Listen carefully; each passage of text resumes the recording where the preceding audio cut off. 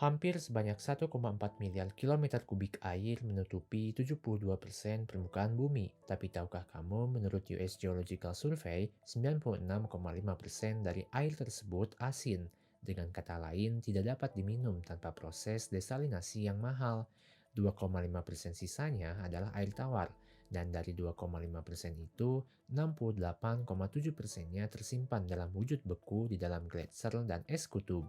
30,1% air tawar lainnya adalah air tanah yang tersebar di akuifer-akuifer masif di dunia. Di antaranya ada di Great Artesian Basin di Australia, Guarani Aquifer di Amerika Selatan, dan Ogallala Aquifer di Amerika Utara. Dan sayangnya, beberapa dari air tanah, terutama yang berlokasi di daerah kering seperti Nubian Sandstone Aquifer di Libya, di Sisak di Yordania atau Arab Saudi, dan Sana'a Basin di Yaman, masuk dalam kategori air tanah fosil, yang artinya air ini telah terperangkap di rongga-rongga batuan selama ribuan tahun dan tidak dapat terisi ulang oleh air hujan.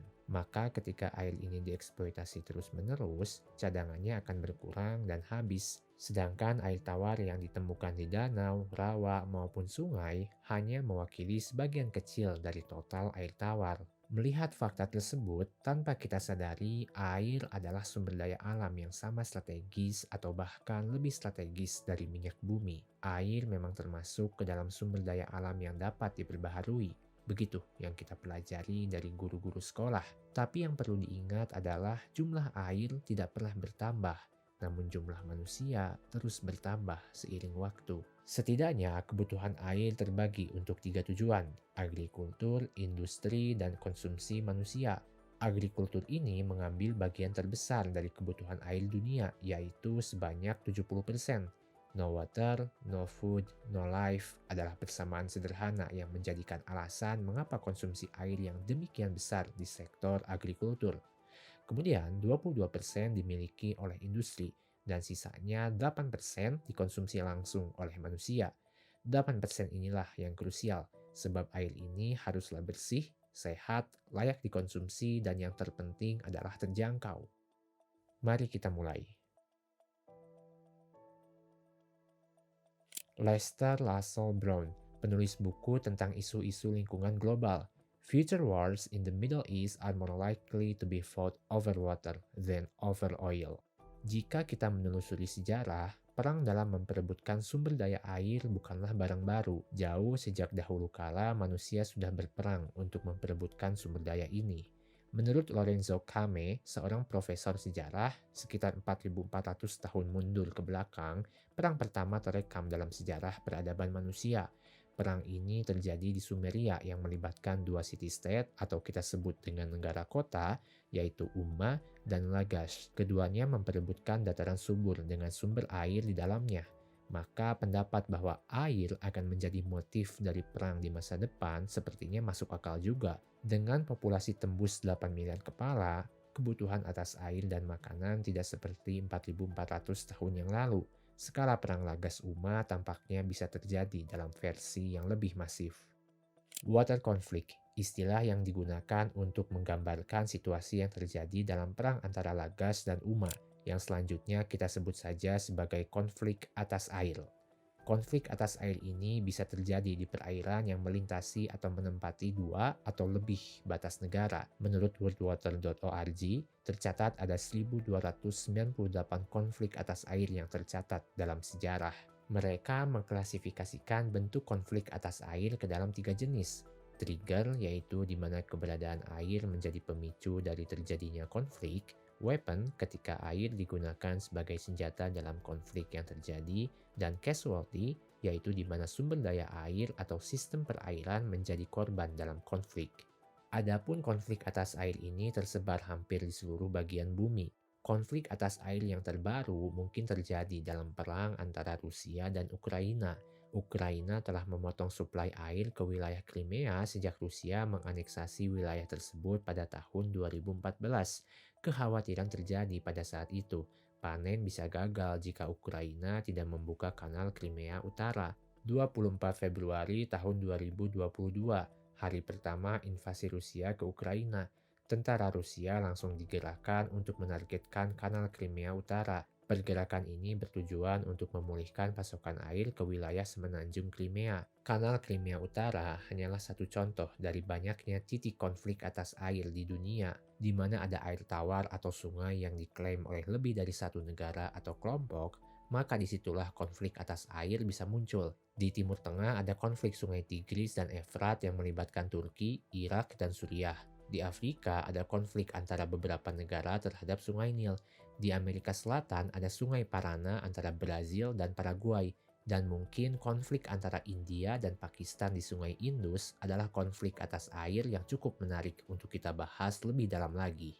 Oke, sekarang kita coba mulai uraikan secara holistik mengenai penyebab, proses, resolusi, dan perkembangan konflik atas air menggunakan studi kasus atas apa yang terjadi di sungai Indus antara India dan Pakistan.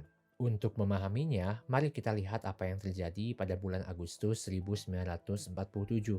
Pakistan dan India berpisah menjadi dua negara independen karena alasan perbedaan agama. Provinsi Punjab dan Bengal harus dibagi menjadi dua. Daerah dengan mayoritas Muslim diberikan ke Pakistan dan mayoritas non-Muslim ke India.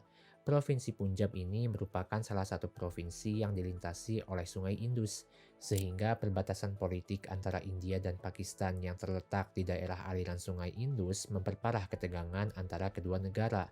India menguasai hampir sebagian hulu Sungai Indus, sementara Pakistan menguasai bagian hilir. Selain itu, dua bendungan penting yaitu di Madhopur di Sungai Ravi dan Ferozepur di Sungai Sutlej berada di teritori India. Dua bendungan ini penting karena dua kanal di wilayah barat Punjab milik Pakistan bergantung pada pasokan air dari kedua bendungan ini. Dengan kata lain, India memiliki sebagian kontrol penuh atas air di Sungai Indus. Mereka bisa kapanpun memutus aliran air ke Pakistan. Ini merupakan ancaman serius bagi agrikultur Pakistan. Tapi di saat yang bersamaan, India juga memiliki kepentingan nasionalnya sendiri untuk mengairi lahan agrikultur mereka. Terjadinya kesepakatan pemisahan India dan Pakistan tidak pernah mempertimbangkan keberadaan Sungai Indus. Maka untuk mengisi kekosongan dalam aturan ini, dibuatlah perjanjian pada tanggal 20 Desember 1947 yang berisikan tentang pengalokasian air ke sistem irigasi Sungai Indus. Perjanjian ini berlaku hingga 31 Maret 1948. 1 April 1948, otoritas Punjab Timur menolak perpanjangan perjanjian. India pun menutup bendungan Madhopur dan Ferozepur. Hal itu mengakibatkan aliran air terhenti dari provinsi Timur Punjab India ke Barat Punjab milik Pakistan. India mengklaim air yang berada di Punjab Timur akan selalu menjadi milik India, dan Punjab Barat dalam kasus ini Pakistan tidak memiliki hak apapun untuk mengklaim air tersebut. Perang menjadi salah satu opsi bagi Pakistan, tapi menimbang semua keunggulan strategis dipegang oleh India, Pakistan memutuskan menempuh jalur diplomasi. Pakistan mengutus delegasi ke New Delhi untuk menegosiasikan terkait restorasi air kanal.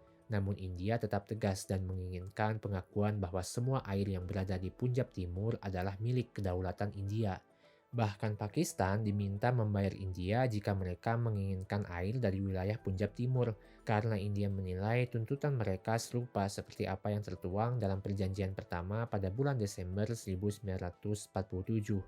Dalam perjanjian sebelumnya, Pakistan membayar apa yang India sebut dengan iuran air, dan bagi India itu bermakna bahwa Pakistan mengakui India atas hak milik air di wilayah Punjab Timur. Pakistan di sisi lain menganggap pembayaran itu ditujukan untuk biaya operasional dan pemeliharaan irigasi, bukan untuk air yang ada di Punjab Timur. Diskusi yang alot akhirnya melahirkan sebuah kesepakatan baru.